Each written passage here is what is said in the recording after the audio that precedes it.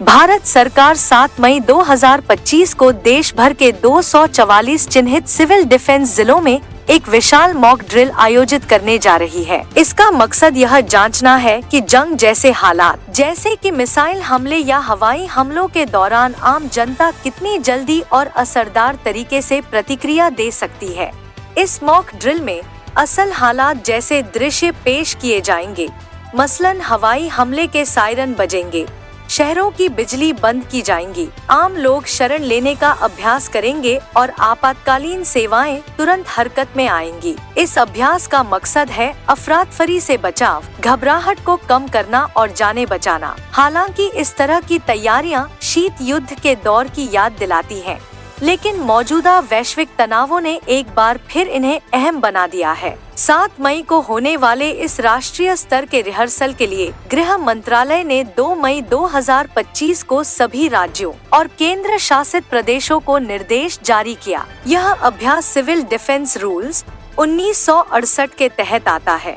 इस mock drill में स्थानीय प्रशासन, civil defence warden, home guards, National Cadet Corps, National Service Scheme, Nehru Yuva Kendra संगठन और स्कूल कॉलेजों के छात्र छात्राएं हिस्सा लेंगे। इस तरह की तैयारी यह संकेत देती है कि राष्ट्रीय सुरक्षा सिर्फ सैनिकों की जिम्मेदारी नहीं है। जब आम नागरिक यह जानते हैं कि क्या करना है, कब करना है और कैसे संयम बनाए रखना है, तो पूरे देश की मजबूती बढ़ जाती है। यह केवल हमले के बाद की प्रतिक्रिया नहीं, बल्कि हमले से पहले की जागरूकता का हिस्सा है। संवेदनशील इलाकों और संस्थानों में सायरनों का परीक्षण किया जाएगा ताकि आम लोगों को हमले की स्थिति में सतर्क किया जा सके। स्कूलों, दफ्तरों और समुदाय केंद्रों में वर्कशॉप्स आयोजित होंगी जिनमें लोगों को गिरकर छिपने, नजदीकी शरण स्थलों का पता लगाना, प्राथमिक उपचार और मानसिक स्थिति को संभालना सिखाया जाएगा। इसके अलावा अचानक बिजली बंद कर दी जाएगी ताकि रात के समय हवाई हमले की स्थिति में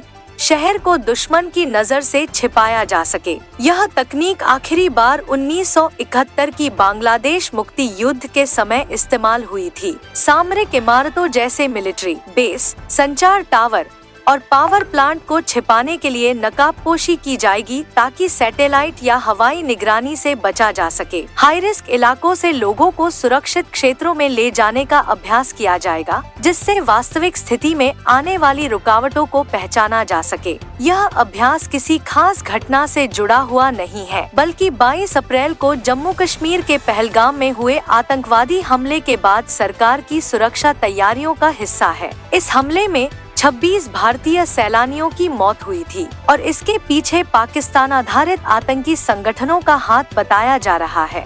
इसके बाद प्रधानमंत्री नरेंद्र मोदी ने कई उच्च स्तरीय सुरक्षा बैठकें की और कहा कि हम साजिश करने वालों को ऐसी सजा देंगे जिसकी उन्होंने कल्पना भी नहीं की होगी। इससे पहले भी अक्टूबर 2022 में हुए चिंतन शिविर में प्रधानमंत्री और केंद्रीय गृह मंत्री ने सिविल डिफेंस को मजबूत करने की जरूरत पर जोर दिया था। जनवरी 2023 में गृह सचिव द्वारा भेजे गए पत्र में भी राज्यों और केंद्र शासित प्रदेशों से सीमावर्ती और तटीय इलाकों में सिविल डिफेंस क्षमताओं को बढ़ाने की अपील की गई थी। भारत पाकिस्तान सीमा के पास फिरोजपुर छावनी में 7 मई से पहले ही एक 30 मिनट की ब्लैकआउट ड्रिल आयोजित कर इसकी झलक दिखा दी है। गृह मंत्रालय ने हर भाग लेने वाले राज्य और केंद्र शासित प्रदेश को ड्रिल के बाद एक्शन टेकन रिपोर्ट सौंपने का निर्देश दिया है, जिसमें कार्यान्वयन, सीख और सुधार के बिंदु शामिल होंगे।